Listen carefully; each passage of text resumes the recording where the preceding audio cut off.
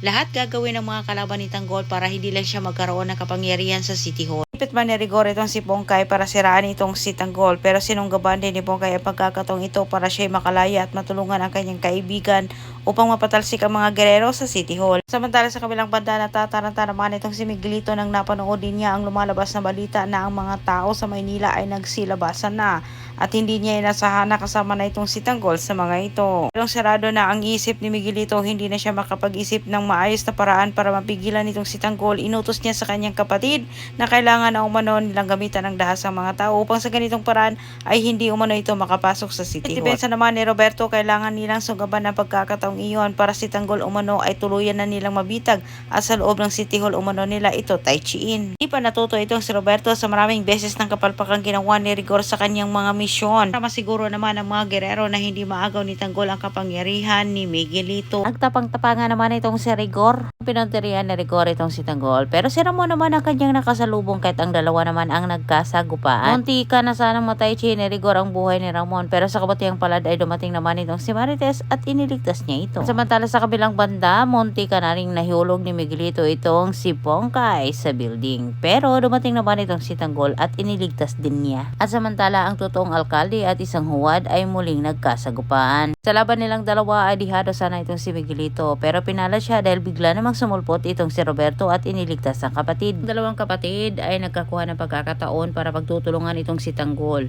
Nagmamadali itong si Miguelito na tapusin kagad ni Roberto ang buhay ni Tanggol. At nang makita naman ni Mando itong si Tanggol na pinagtutulungan ng magkapatid ay gumawa kagad siya ng paraan para maagaw ang atensyon ng dalawa. Dahil kay Mando hindi natuloy ang masamang binabalak ng magkapatid dito kay Tanggol, dumating din itong si Ramon at tinulungan niya ang kanyang anak. Ngunit sa kasamang balad, ang buhay naman ni Miguelito ang nasawi. Antabayan ninyong susunod kong update. Salamat sa pagtanaw. Ayaw kalimut og subscribe.